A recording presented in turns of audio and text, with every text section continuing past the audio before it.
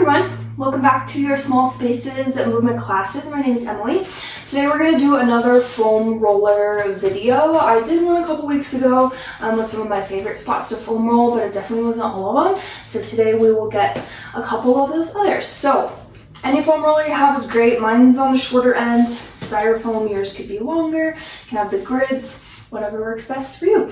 I'm on a mat, as always. No mat required. You're welcome to be any soft space you can find for yourself. So we're going to start with our hamstrings. Hamstrings are the long muscle that run along the back of your leg at the top. So you'll bring your roller underneath. You'll have a seat, put the roller under you. It's kind of a reverse plank, so your hands come behind. You'll put your thighs, your hamstrings, right on your roller, and then you'll start to roll. So similar to a lot of our other spots, there might be somewhere that's more tense for you. Hamstrings are long, so it could be more tense for you down towards the knee. It could be intense higher up towards your seat. It just depends on the body. And as always, I mentioned this in my last video as well, but with foam roller, if there's a spot you do that we go through that's not tight for you, there's nothing wrong with you. We all have different bodies, different things that get tense. Your hamstrings is pretty simple. You just roll up and down. I like to flex my feet. I think that brings more sensation into your hamstrings as you roll. Make sure you're not rolling to behind your knees at all. There's not a really good spot to roll that. So up and down. And you're always welcome to explore doing one leg at a time so you can shift over. Again, my roller is smaller. If yours is larger, this might be harder for you to do, but still an option. You can bend the opposite leg and just roll one at a time. I do find rolling one at a time brings a little bit more sensation for me. Doing both legs together isn't the most intense, for me personally. You'll just roll up and down. Nice deep breaths. Always important when you're doing foam rolling, myofascial release. Have a video on that as well with the trigger point ball, because you're releasing tight spots of your body. So you want to make sure to breathe so that all that fresh oxygenated blood can get there. If you're doing one leg at a time, go ahead and switch. Bend your right knee, left hamstring will roll up and down.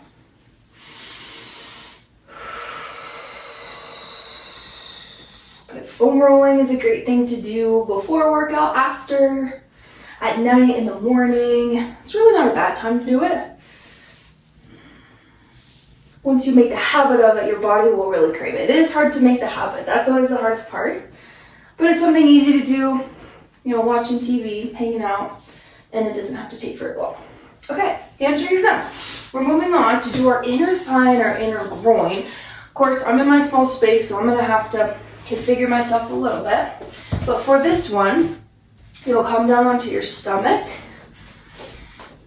I'll do my left leg first so you can see it. I'm going to come pretty close to the wall.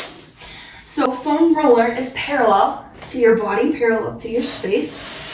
Out by your side, you'll take your left leg onto the roller. So this is one that's really good for your inner thigh, your inner groin even.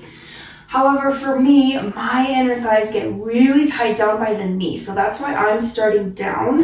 If you don't feel much as you go, with any other spot, right? You can roll it up a little bit higher, see where it's tensest for you. Again, I know my body, so I know it's tense for me down by the knee. And then you'll just roll side to side. Yeah. Inner thighs can be a tricky spot to get. Seems a little counterintuitive with the foam roller, but it is a good one to do. So again, I'm down by the knee. You can be up higher if that's where you feel the most sensation.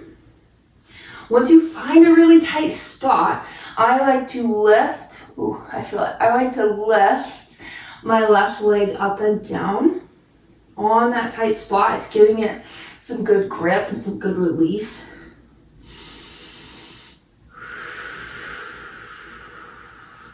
Can even bend your knee in and out towards you, kind of like you're going to straighten that leg. That can give some good release as well. So on this side, wherever's tight for you, you can lower and lift. You can flex your leg in and out. And if I had more space, maybe I would go up a little bit higher, but I know for me that's the tightest down there, so I'm gonna stay.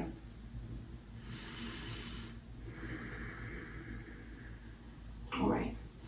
As you're ready, we'll switch sides. You can just slide your leg off, and we'll do the other leg. So for me, I know it's tightest by the knee. If you found on your other side it's tighter up towards your groin, then you can start there. You'll just roll side to side on that spot or up and down the whole thigh. Sometimes people like to be propped up a little bit higher to do this. For me, that doesn't feel great for my back, so I like to stay down. But there's always options. And then from there, same as your first side, you're welcome to lower and lift your flexed leg along that tight spot.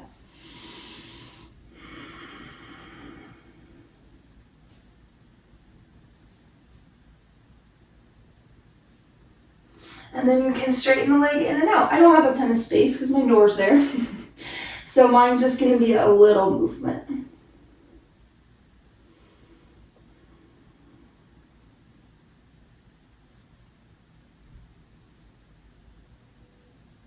Okay.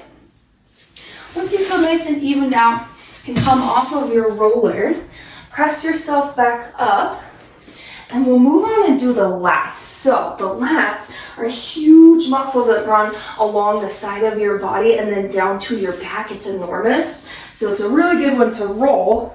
And it's not one we always think of when we foam roll, but it is pretty tense most of the time.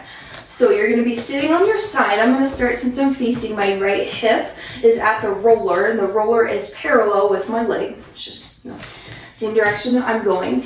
And then you'll side stretch yourself. And it's a big side body muscle and it wraps your back as well. So we're gonna stick with the side for now. You'll bring your side down.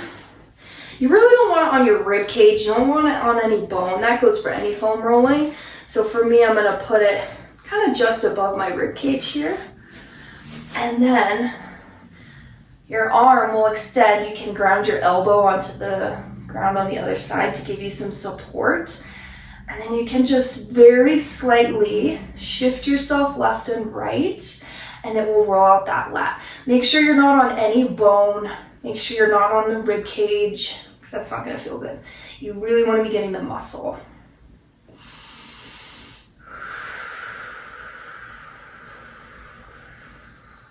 Up and down.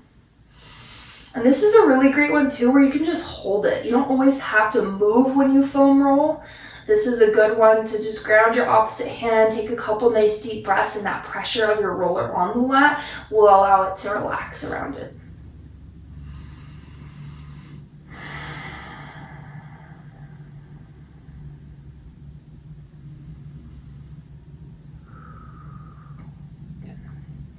If you're still looking for some movement, you can start to rock forward and back. Same idea to when you rock up and down, left and right, forward and back. And your lats are pretty big. They're supporting your rib cage, you're supporting your back body. They do a lot. So it's good to give them some love. You're always welcome to straighten.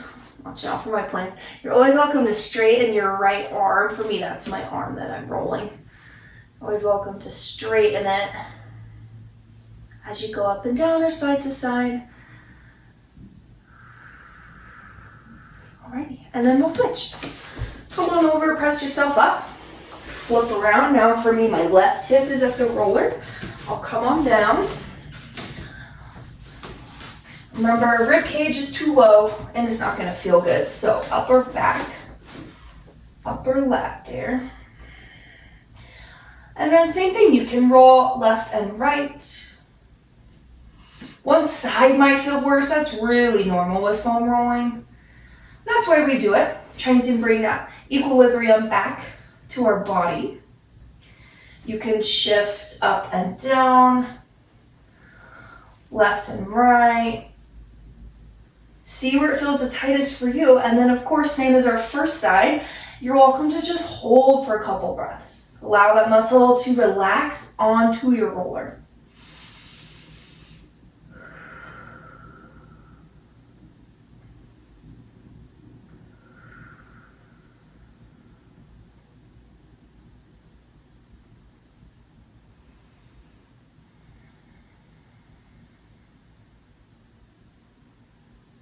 Take a couple more breaths. You can straighten that left arm as you roll.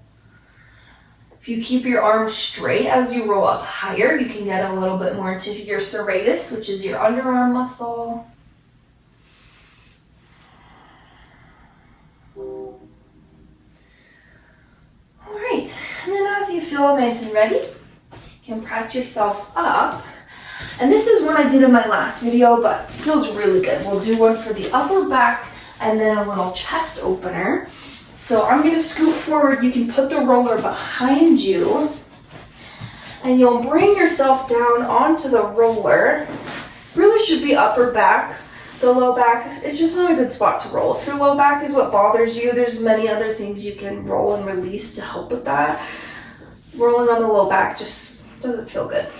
Hands behind your head, lift your hips, and then you'll roll up and down. It's really tops of the shoulder blades to bottoms. Tops to bottoms.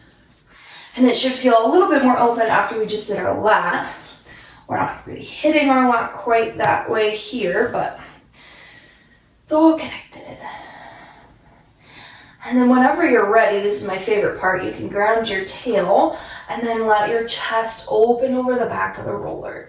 Today it's feeling better for me to have the roller up higher. You could have the roller lower as you open, right? It's all just a gauge for your body. This one has really great benefits for posture. When I was a young teenager struggling with my posture, this is something I used to do. You can also lie on your roller with it underneath you, parallel with your body, so head at one end, tail at the other.